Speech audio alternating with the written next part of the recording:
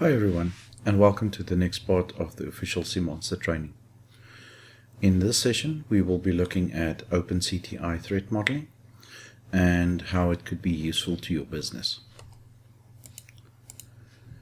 If you look at the official description that's provided by OpenCTI, it states that OpenCTI is an open source platform allowing organizations to manage their cyber threat intelligence, knowledge, and observables. It has been created in order to structure, store, organize, and visualize technical and non-technical information about cyber threats. For more information, you can visit the URL at the bottom of that slide. In the previous section relating to the Hive, Cortex, and MISP, a brief introduction was given into traffic light protocol to classify data.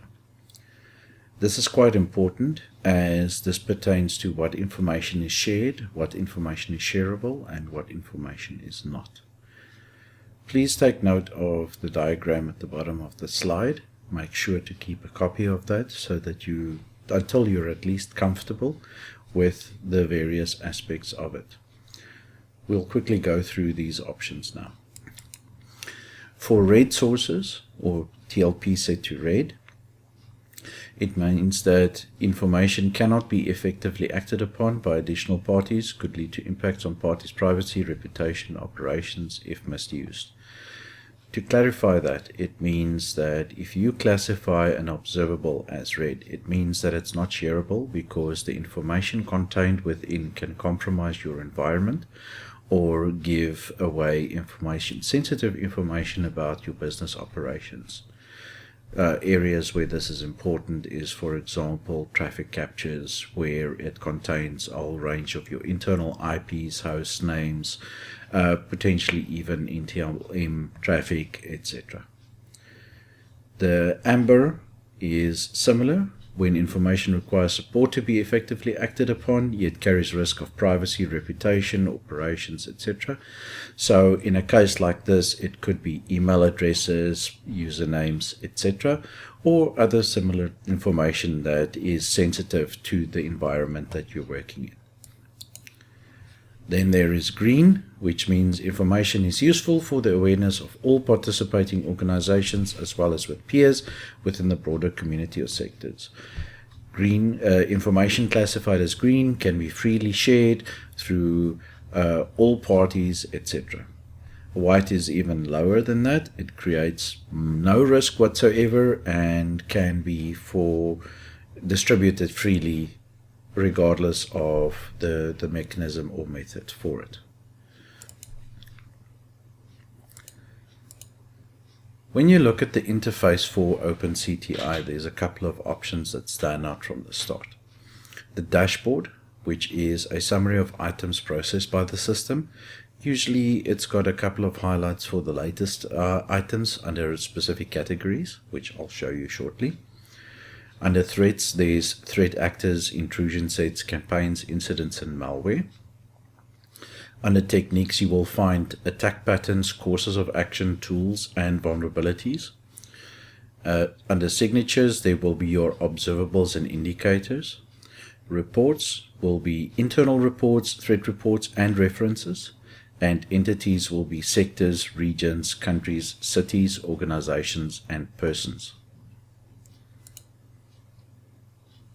From a data entry point of view, all data points allow for manual entry with private investigations. So there are pre-populated entries into the environment that is retrieved from subsystems such as MISP, etc. But you can also add entries into each subsection for your own internal data capturing, etc. All data points can be associated with specific incidents and reports. Allows for collation of data in single solution for easier access. These are all just benefits of the environment. If you look at the dashboard, you can see at the top left corner, you'll see the total entities that's been ingested into the system. You'll see there's a little green number with an up arrow on the right hand side. That just shows additional feeds that's been ingested since the number was last refreshed. Total observables is the count of total observables that's ingested into the system. There's your total notes. Notes are usually specific to your environment, so that if you create notes when you're doing capturing of information that relates to an investigation that you did, etc., you may add notes to that, and that will add to that. You will rarely see notes from other providers because those are usually for internal use only. There's also the total reports, and you can also see the last modified entities, last reports, last observables, and last notes. And then at the top right hand corner you can see the ingested entries over a period of time with a graph. On the threat screen you've got the threat actors, which is any person, organization or group that performs activities under investigation either by yourself or other parties, currently or previously. Intrusion sets includes a collection of data points with relationships defined, which means that it is already analyzed events, so it is a collection of malware, for example, or tools that were used, etc., or observables even. It is a complete collection, in other words. Campaigns is currently active campaigns against your organization or imported campaigns from other organizations. Incidents is incidents under investigation in your organization or from imported data, and malware is known and investigated malware listings. Just to show you these, you can expand this column by clicking on the arrow at the bottom. You can go to threats, and you can see threat actors is empty because that's usually organization specific, but you can import via the data import function. Intrusion sets will give you a listing of all completed intrusion sets that have been investigated. So if you take one of those, you can see this one comes from the MITRE Corporation. It was created on May the 31st, 2017. It was modified September 14, 2019, etc. There's first seen, last seen, sophistication, etc. So these are all relationships that's created. You can see also the last reports about the entity. So these are the reports that's tied to the physical intrusion set. If you click on knowledge, it will show you the knowledge that's available for the specific intrusion set. And it will also give you a distribution of relations between them. So this will give you an indicator if it's just plain malware, if it's an attack that's taking place, if it's just a tool that's being run, etc. And here you can see this is the global kill chain that's associated with it, and the various items that's built into it. There's your execution, your discovery, which is usually your DNS enumeration or your network enumeration, open ports, etc. Your defense evasion is picking up shellcode that has been modified to evade AV or deep packet inspection, etc. Initial access and unknown items. These are all classified as tools. You can see the icons differ. So this is malware and these are tools. Here's a listing of the reports that's associated with this intrusion set. You can click on each of these. It will take you to the report for this. If there's any indicators that qualify as one of these items, it will be listed here. In this case, there aren't. If you do, however, suffer a similar attack that has the similar methodologies, tools, etc. that's being used, you'll see that there's an addition button at the bottom, and you can click plus, and there are indicators that you can add to here as well. Any files associated with this, shellcode drops, etc., can be uploaded to this if it hasn't already been. And there will also be a history for this specific intrusion set. If you go to campaigns, you'll see that it's blank because this is usually active campaigns against your environment. Say, for example, if you're Facebook and people are trying to breach your databases to get your user data, that would be considered a campaign because of the distributed nature of it, possibly affecting all business units, and it could be over a prolonged period of time. How you classify campaigns is completely up to your discretion. Incidents is also specific to your environment. You can see you can create your own. You can specify it here. So incident is, this is a demo incident.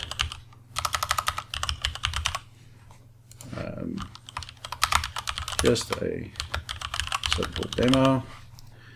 You can see there's various options that you can choose here as an author. You can add them as well. You can see there's a little plus.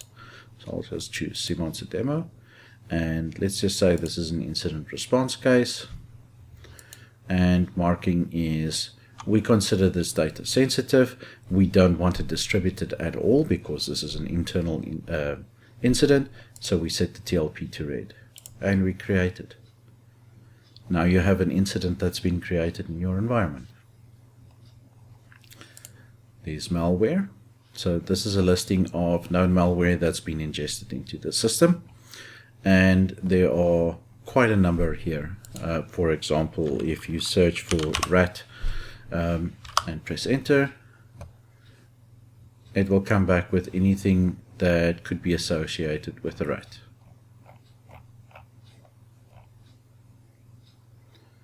Let's go back to malware. And you can see there's quite a bit here. For example, if you want to do TrickBot, you'll see there's the TrickBot malware. And there's the breakdown of the actual malware. So you can see that the data is relational to each other, but in a cyclical fashion. So if you go to a component that's associated with other items, it will give you a click through that you can follow to get to the other items to review the whole chain that was utilized. This is very important for historical information. You can see that it's also got a knowledge, reports, indicators, files, and history. This will give you a breakdown of where the reports came from, distribution of relations. In this case, it is an outright attack pattern, and there's a total of 31 relations, and here's the examples at the bottom.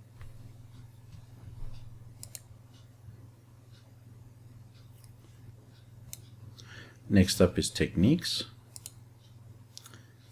Go there quickly. Slide. Techniques is attack patterns, a collection of entities that provide attack pattern identification. This is important if there are uniform type of attacks that's occurring against your network, etc., as you might find some useful information in other pre-correlated data that's been ingested into the system. These are your courses of action, actions or mechanisms that can be used to harden against attack and attack patterns. The tools, collection of tools used in attack, and your vulnerability listings. So if we go back to the interface, you can see that these are the attack patterns. So let's look at the first one, which is .bash profile, etc. So it gives you a description of the attack pattern. It tells you that there's courses of action that you can take against it. It will link you to external references. It will tell you which platforms it's associated with, required permissions, for example. And it will also show you the entity usage over a period of time.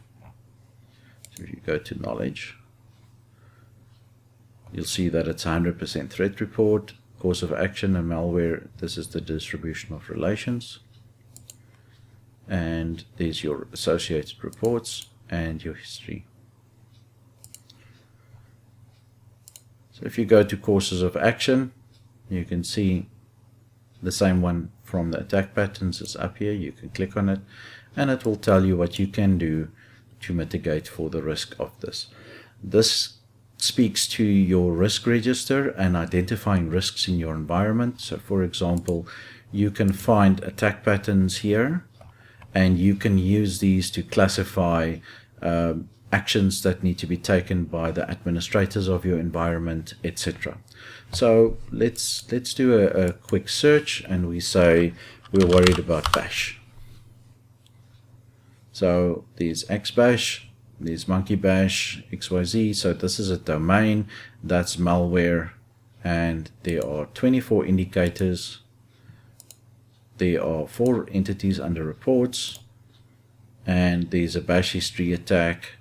There's a bash profile and bash RC, which we just looked at, etc. So you can search under these 4 threats and items that is pertinent to your environment, and you can then look at the courses of action that's available to you to compensate for those.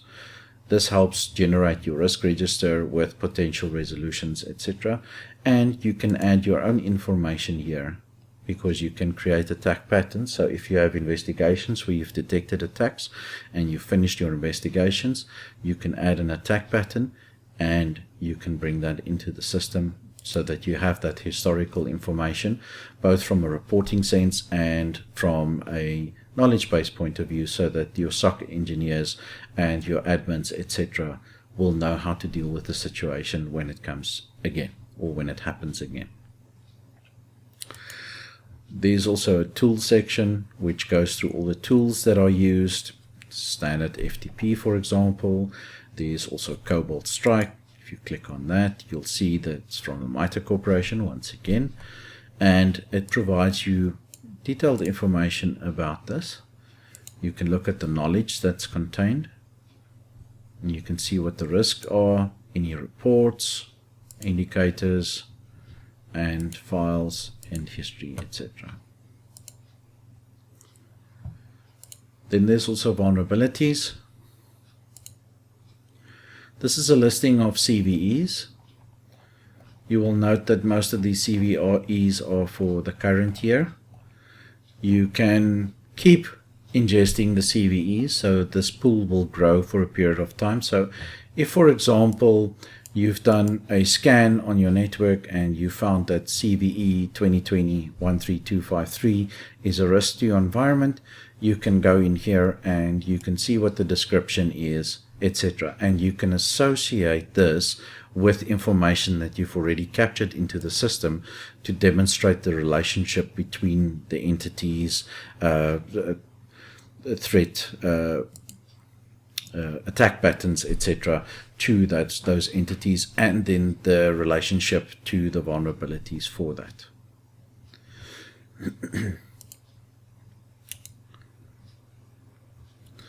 Signatures are split between observables and indicators. Let's go back here. The important thing to note here is that observables are tangible items that have already been vetted and or classified to be known as part of an attack. So if you add an observable to the environment, it will usually be something that you've investigated already. If there's something that's just a suspicion but you couldn't find additional information on it, then it wouldn't be an observable, it would be an indicator. So indicators are items that raises awareness, that says you may want to look at this because it could potentially be an attack, whereas observables are, for the most part, once the investigation is concluded and you say, we have found that the following was an actual observable of the attack that took place. And here you can see examples of them. You can see observable types that's supported. And under indicators, you can see that it is reports, URLs, etc. There's quite a few more items here that's an indicator. If you look at this, you can see there's Yara rules, there's Suricata items, there's Snort items, Sigma rules, etc. So you can see that the scope is much broader, and it's purely there to give you an indication of something that requires your attention, that could potentially be something worthwhile or to be looked at. If you go to reports, you'll see that there are various reports included here. Reports have varying values. If you look at this one, for example, a VOA News, who is this Chinese troll? There's almost no information in there. This is then linked to an external reference that you can use to look up. So if you click on that, the link could be broken. Okay, yes, the link is broken. So we go back to threat modeling, and we'll go back to the reports. So sometimes you will get cases like that. It's basically got a title and an external reference. If you go to the MITRE ATT&CK ones, however, that would be different. The report would contain quite a bit of information already. In this case, more eggs is 0284. So this will probably be tied to specific entities like malware. And there might be observables. Knowledge is more X, it's a malware icon here. And you can add items here as indicators. So for example, say that URL is associated as well.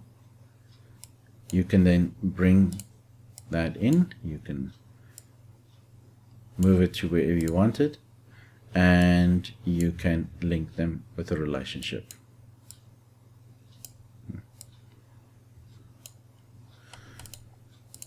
They have to be matching though in type.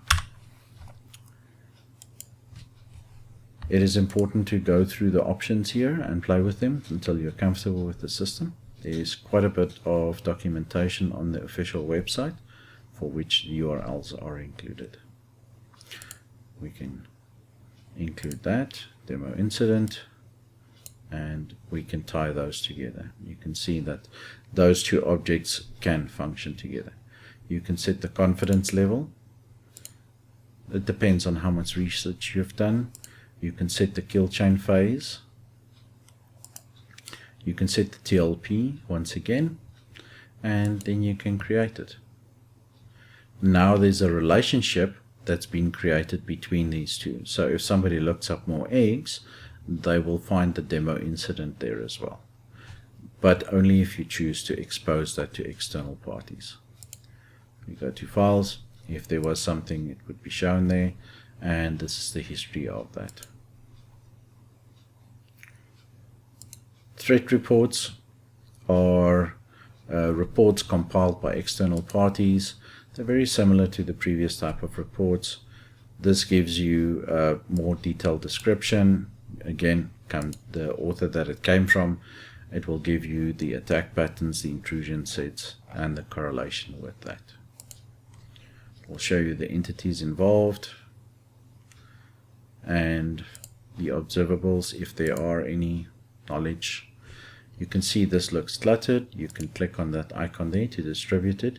This will show you the full layout of the relationships that have been built already for this. You can see that it's APT3. You can see what functions they use. You can go into that one and click information, and it will take you to the information page for that. If there's any files, it'll be listed here, and there's the history as well. References are just pure references from external providers that give you an indication of information that is pertinent to the environment.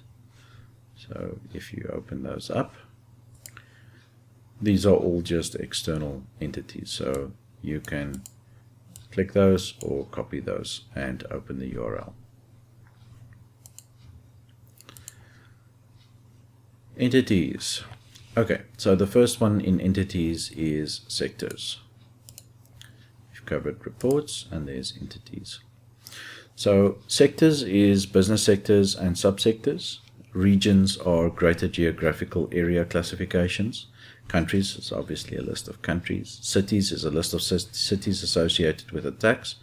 It is important to note that it is very seldom that attribution can be applied at this level, because just tracing an IP is not sufficient to do proper attribution to a city level. There are organizations. This is lists of organizations for which there's data in the environment, either by manual creation by yourself or imported data from other data sets. Persons are all individuals that have been added to the system.